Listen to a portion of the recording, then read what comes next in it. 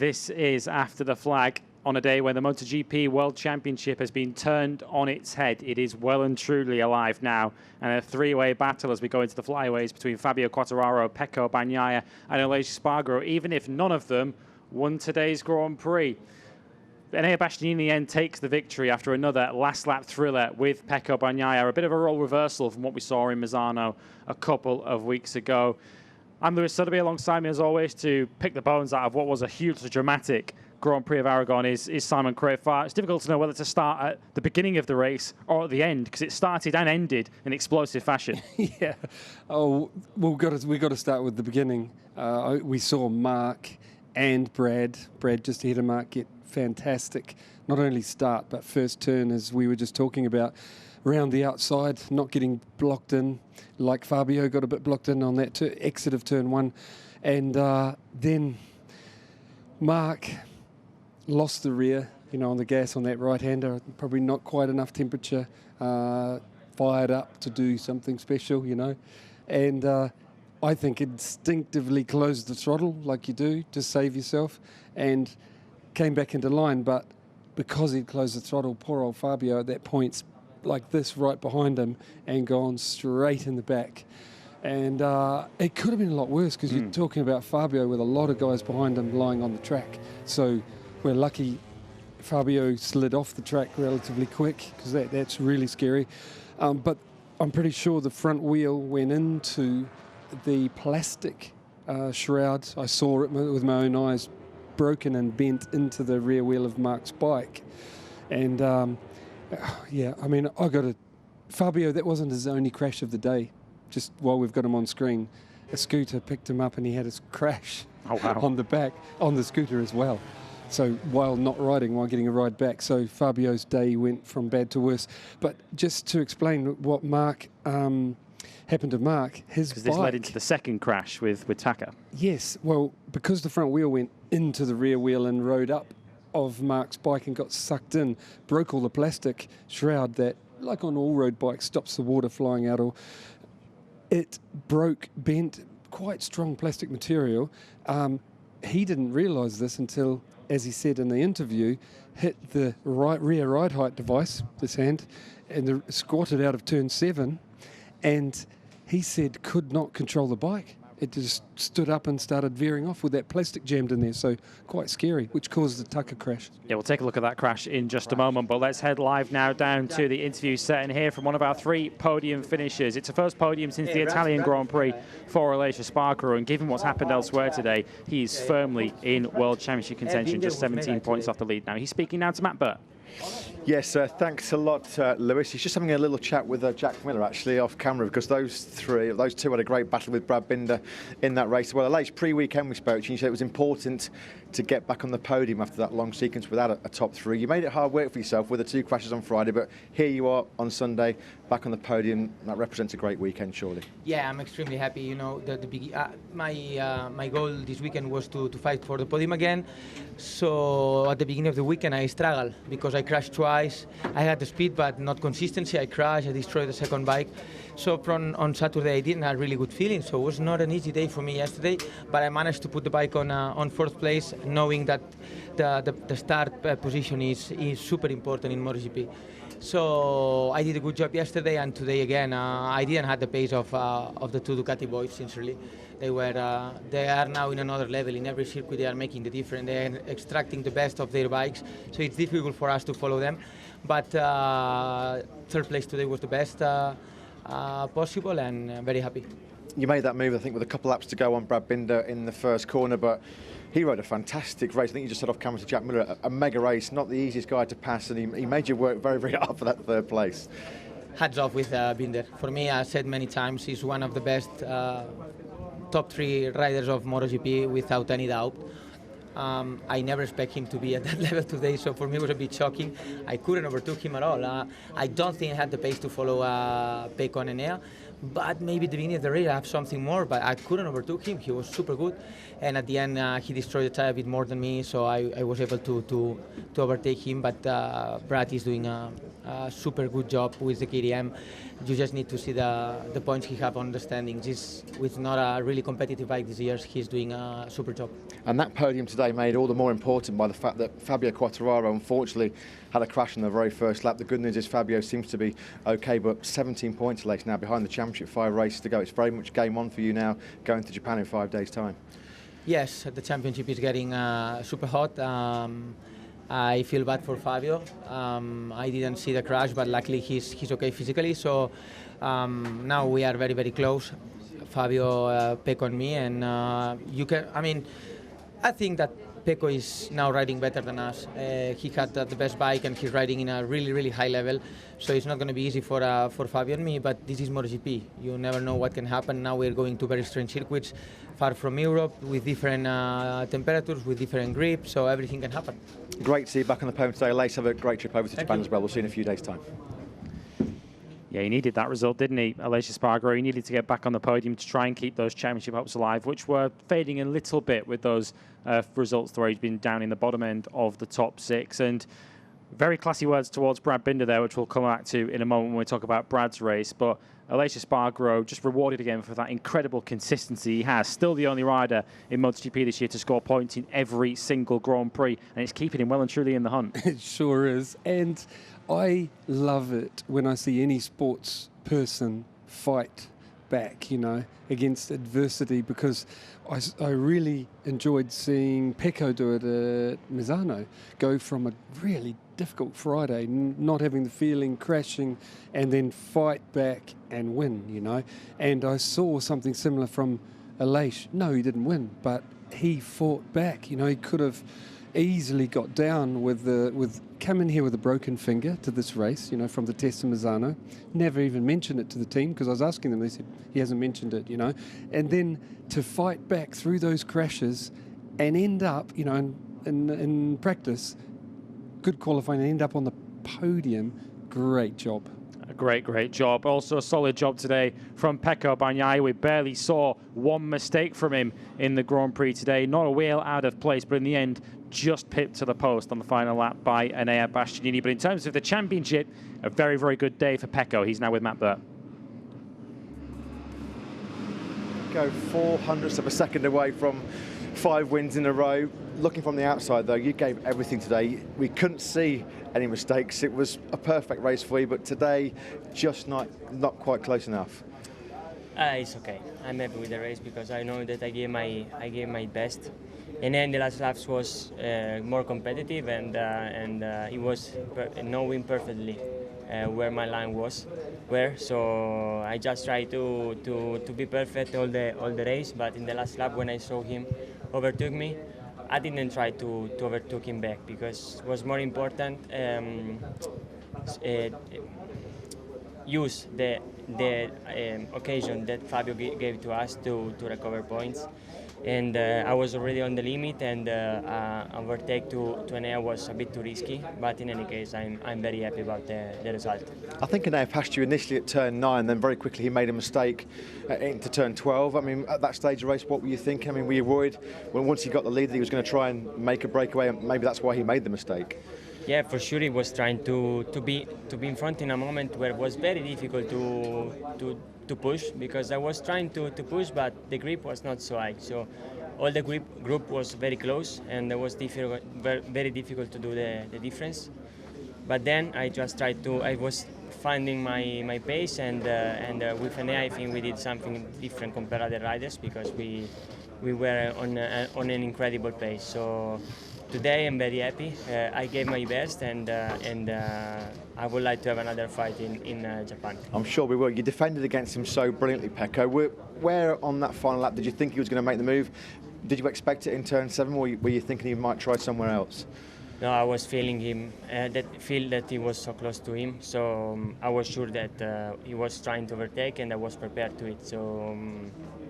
But already before the race I said, if in case someone will overtake me and I have to take so many risks to follow him, I let him go, because today was very easy to commit some mistakes, and recover 20 points is more important than winning today. You told us last time after that win in Misano you weren't interested in talking about the championship until it came down to about 10 points. The gap is now 10 points after the bad luck today for Fabio Quartararo. So your thoughts on the championship now with just 5 races to go, 17 points between the top 3 of you? How are you feeling about it? Yeah, for sure.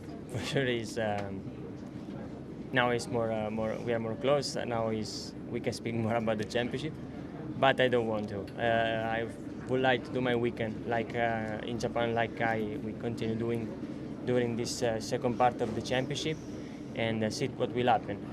I know that our potential is so high, but these races is like 3 years that we are not going there, so will be tough at the start, but let's see.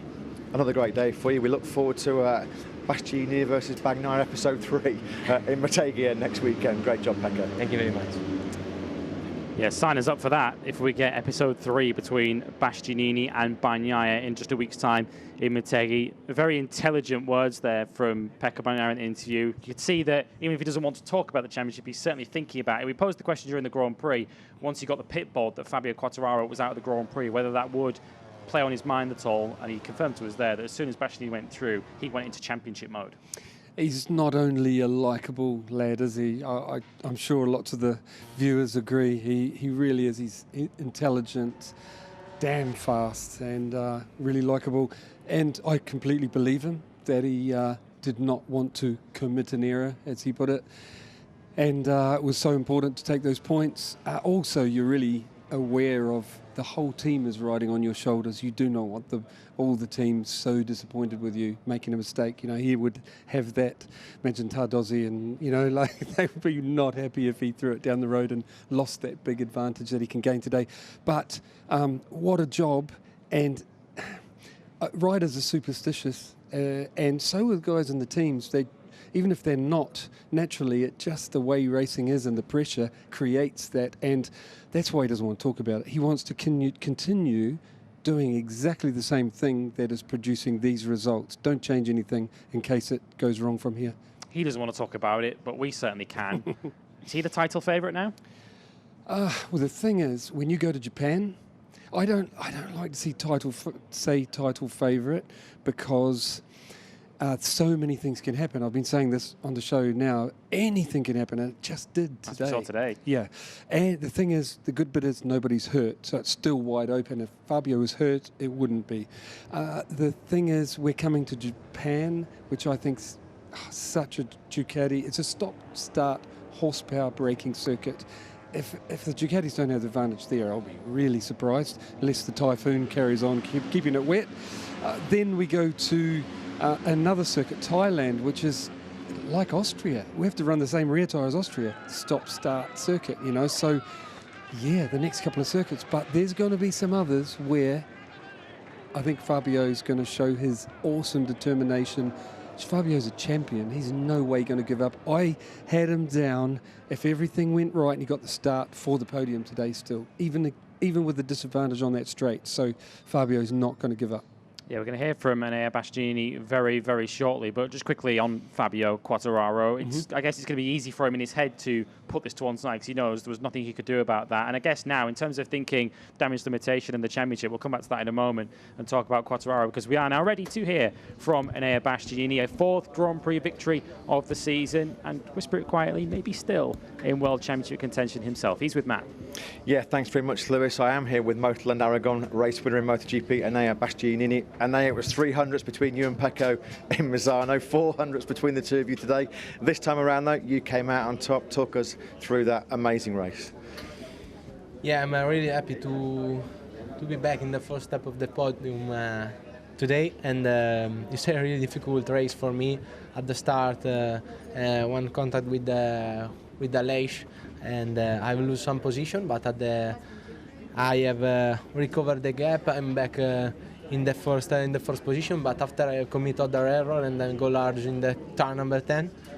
But well, at the end I push really hard to recover again the gap from Pecco, and in the last lap I was really close to him, and I have bring the decision to overtake him in the turn number 7, and it's come true. I win this race, and I'm very happy. Before we talk about that last lap move, let's go back earlier on in the race. You hit the front, I think it was on about lap 9. You got great drive out the final corner and passed Pecco on the brakes into turn 1, but then you made the mistake very quickly after into turn 12. At that point in the race, what was your tactics? Were you trying to get to the front and then maybe break away from Pecco? Yeah, Pecco, like always, brake really hard, and also with the same bike, we have the same strongest point, and I bring the decision to try to go in the lap number 9, but I have committed this error in the turn number 10. I'm go out, and in the middle of the race, I bring the decision. Okay, we stay calm to don't commit other error and to close this gap, and nothing. You made the crucial move at turn 7.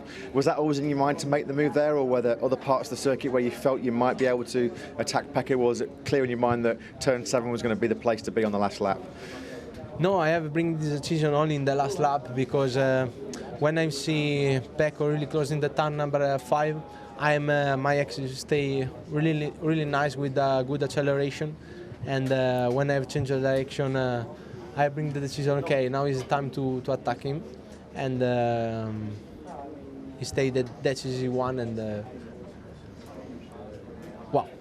Good. I think wow is the perfect word to describe that race and that last lap from you. Just before we let you go and celebrate, Enea, the championship. I mean, that's your 4th win of the season. Unfortunately, there was bad luck today for Fabio Quartararo. With 5 races still to go, a lot of points to fight for. You're still in the fight for the championship, aren't you? Yeah, the team say me at the end of the race, Fabio's crash, and well, now I'm more close respect the last race, but 48 points are too much. I think will be really hard, because I have other 3 riders on front of me, but my objective is to do the race like this one, like Misano, to stay always on top in this last part of the season. Also, will arrive a new track for me with the MotoGP, and will be good for me to learn from this from the guy with more experience respect me, to be fast in the race. Well, it was the Bagnaia Bastianini show in Misano and here in Aragon. Maybe it will be the same again next weekend in Motegi. Great job today, now. Thank you so much. Yeah, it's a good point that Enea Bastianini makes. The next 3 Grand Prix circuits he's going to, he's never ridden a MotoGP bike around before. There are many things that you want to see on a pit board, but I'd imagine one of the things that you'd least like to see on your pit board is +0 Bastianini. That's good, because he's so strong at the end of the races, as we all know. He's brilliant. And yeah, you did right. Fast, awesome at conserving tyres, as we all know. And you did right. If he's behind you at the end, you know he's going to have a go. He's also got less to lose championship-wise, so I think even if these 2 guys we're seeing on screen were the same speed, one has more to lose. So, and I think that's part of it, how it played out today. But I'm glad to see him win, because I think he could have won in Misano, and just didn't. He almost, had a little bit of a scare, did the best lap back then. So I think he fully deserves to be on the top step today. You're dead right about the next races. It could be quite interesting how he goes, how he fares, because if you don't know the track, it's going to be hard to get going. But I still think it looks like Ducati have clearly made the right choice on who to put next to Pecco for next year. And it does set the stage beautifully, doesn't it, for their inter-team rivalry next year. We were going to talk about Fabio Quartararo, so let's briefly go back to him. How will he now approach these last 5 races? In many ways, has he just got to completely put what happened today out of his mind? It was out of his control. Just reset and go again? Well, I haven't heard Fabio's debrief this evening, which I can imagine he's very unhappy, because, look, there's 2 ways to look at what happened. You can say these things happen. Mark had a slide, and there will be people saying that, everyone's fighting, and when you're all close like that, incidents happened, and they would be right if you'd say that. Then the other thing is, Mark has come back in here. He's not in the championship fight. He's come back in here with a bit of over-exuberance and caused a massive damage to Fabio's championship, which is no doubt how Fabio and these men on screen will see it. And I think both arguments are right. It's just how you want to look at it. They're both right, you know. I feel very sorry for him. But you know he's going to come out fighting, because I think he's a real champion, you know, and that's why I thought he would, what he did in Austria and what I thought he would do today, he's a champ. He'll come back out swinging. I think that's what he will do now, because he's almost not in the position anymore where he's protecting a championship lead and just thinking about the points. He's now going to go back out and go for wins again, hasn't he, in the races that remain. So it's going to be exciting to watch him do that. Two riders we have to mention before we wrap this up, who didn't finish on the podium today but really produced exceptional rides. Brad Binder, who was as high as second at one stage, finished in fourth, and Alex Rins, who was stone last. Of course, he had to swerve around Fabio Quartararo on the first lap. He came back to the top 10, and he was as fast as the leaders for much of that race. Yes, I saw an average lap sheet, who was the fastest men. Oh, that's the crash that we were talking about when that device got caught up with the plastic. And Alex Rins hasn't come in, he's just coming into the picture now. That's how far back he was. Yeah, unreal. Alex, like I pointed out on the grid, he was one of the men if he got a good start, but he was actually faster than I thought he would be. He was, no kidding, if that hadn't happened to him, I firmly believe he'd be on the podium today. Yeah, he'd have been in that Binder-Aleix battle, wouldn't he? Yes, and he had, for the first half of the race, once he got back on track, the third fastest average, you know, of that race. And then at the end, he was second fastest. He would have been on the podium today without that mistake. I really believe it.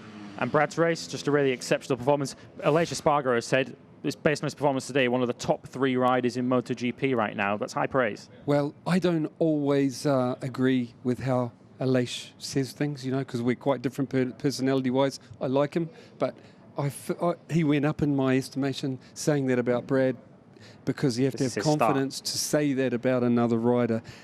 Very cool, because I totally agree. Brad's ride today was spectacular, you know, on a bike that he's forcing it to be where it shouldn't be. Imagine if he was on a Ducati. Like, the guy's good, and Aleix had top 3 in the championship. I mean, there's no way you can kick Fabio or Mark out, so he's like, he's great. That ride was amazing. Yeah, praise doesn't get much higher than that. Well, we'll look ahead then to the Japanese Grand Prix coming up in just a week's time. These races come thick and fast now. 4 more races in the next 5 weekends where this MotoGP title battle will take another twist. But we end today by saying our congratulations to Enea Bastianini and our congratulations to Ducati, who are the 2022 MotoGP Constructors World Champions. We'll all see you in Japan in just a few days' time.